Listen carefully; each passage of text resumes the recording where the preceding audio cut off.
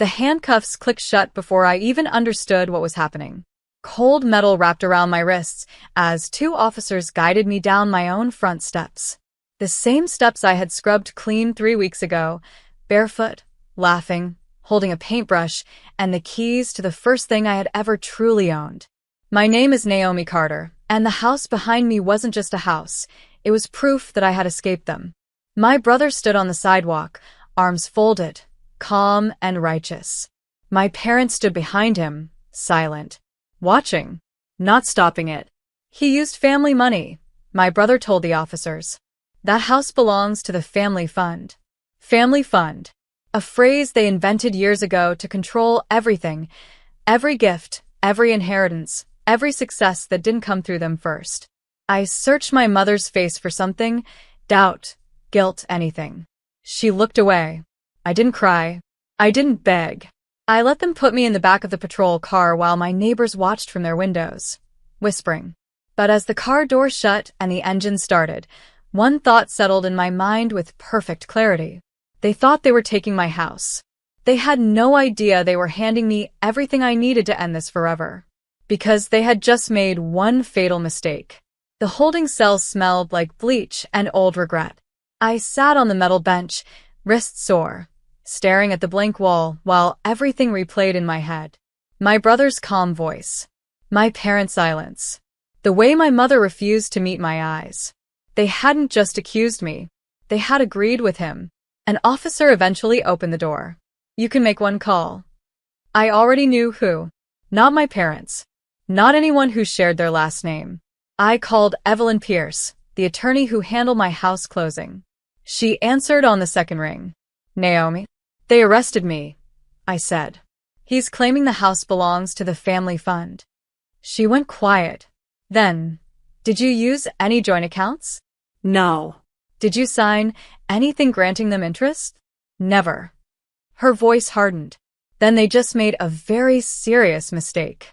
An hour later, she arrived. Calm. Precise. Dangerous in a way my family had never understood.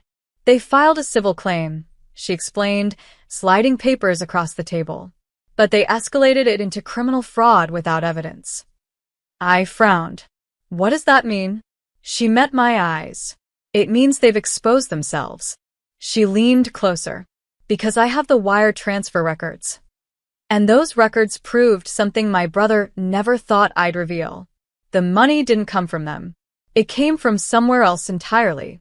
Evelyn didn't say anything else until we were alone in the interview room. She placed a folder on the metal table and opened it slowly, like she was unveiling something fragile or explosive. The down payment, she said, tapping the first page, came from an account opened in your name alone. Funded 18 months ago. I nodded. I had built that account in silence. Late nights. Freelance contracts. Bonuses I never mentioned. Money I never let them see. But there was more. She flipped to the next page. The final transfer, she continued, came from the trust. My stomach tightened. Not the family fund. Not theirs. My grandmother's trust. The one they told me had been exhausted. They didn't know, Evelyn said softly. She created a private sub-account. Only accessible to you. She amended it 6 months before she passed. My hands went still. They lied, I whispered. Evelyn didn't soften it. Yes. And now they've accused you of stealing what was legally yours. Outside the room, I could hear the distant murmur of voices. The machinery of their accusation already grinding forward. Evelyn closed the folder. They forced this into the open, she said. Which means they can't hide what they did anymore. For the first time since the handcuffs closed around my wrists, I smiled. Because they hadn't just attacked me. They had exposed themselves. By morning I was released. No apology. No acknowledgement. Just a quiet signature and the removal of the handcuffs like none of it had mattered. But it mattered. Outside the station, Evelyn handed me my phone. It vibrated endlessly. Missed calls, messages, notifications stacking on top of each other like collapsing bricks. My brother had already begun rewriting the story. We're just protecting what's ours, he posted online. My parents liked the post. I stared at it for a long time. Then Evelyn spoke. They filed an emergency motion to freeze the property. My chest tightened. Can they? She shook her head. Not with what I have. She handed me another document. Not just the trust transfer. Not just the wire records. A signed letter from my grandmother's estate attorney, confirming the funds were intentionally hidden from the family to protect me from exactly this. She had known. She had seen them clearly. They accused you publicly, Evelyn said. Which means we can respond publicly. I looked back at the police station doors. At the place where they thought they had broken me. They wanted control, I said quietly. Evelyn nodded. And now, she replied, they've handed us leverage. For the first time since they put me in handcuffs, I wasn't reacting anymore. I was planning. And they had no idea what was coming next. 2 days later, they came to the house. Not with police this time. Not with accusations shouted across sidewalks. Just my brother, standing stiffly on the porch like he still belonged there. I opened the door, but I didn't invite him in. You made your point, he said, avoiding my eyes. You embarrassed the family. I almost laughed. You had me arrested. He flinched. Just slightly. You shouldn't have used Grandma's money behind our backs. Behind our backs. Like I had ever been part of their circle. I held up the letter Evelyn had given me. She left it to me. Not you. Not the family fund. Me. He stared at the paper like it might disappear if he blinked hard enough. You're tearing us apart, he said quietly. No, I replied. You did that when you called the police. He had no answer for that. Behind him, my parents sat in the car. Watching. Waiting. They still hadn't spoken to me. Still hadn't asked if I was okay. He turned to leave. And for the first time, I saw it clearly. They weren't confident anymore. They were afraid. Because they had crossed a line that couldn't be undone. And now, they were the ones who had something to lose. The court date was set faster than they expected. Emergency hearings have a way of accelerating truth, especially when someone misuses the legal system as a weapon. Evelyn sat beside me in the courtroom, calm and precise. Across the aisle, my brother avoided looking at me. My parents sat behind him, rigid, their confidence thinner now, their silence heavier. Their attorney stood first. He spoke about family assets, misappropriated funds, and shared inheritance. He made it sound clean, reasonable. Then Evelyn stood. She didn't raise her voice. She didn't need to. She handed the judge the trust documents. The wire transfers.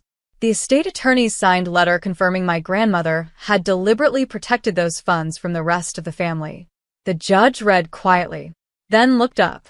Miss Carter, he said to my brother, this property is not part of any shared family fund.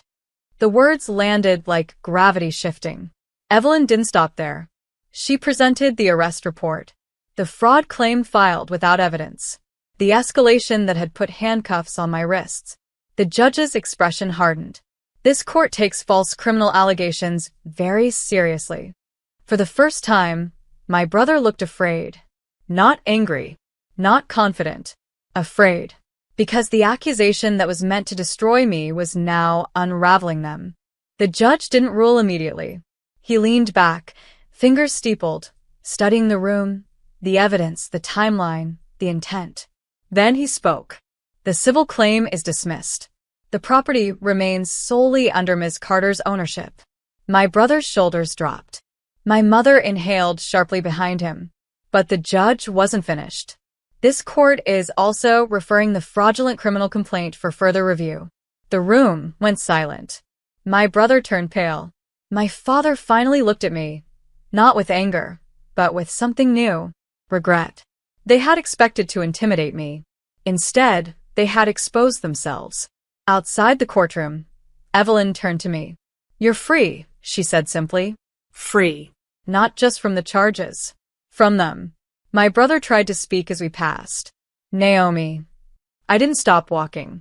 For years, I had carried their expectations, their control, their belief that anything I built would always belong to them. Not anymore. Outside, the air felt different. Lighter. Because they hadn't just lost the house. They had lost their power over me. And for the first time in my life, I wasn't fighting to keep something. I was walking away with everything. 3 days later, the official notice arrived. Not for me. For them. The district attorney had opened an investigation into the false criminal complaint.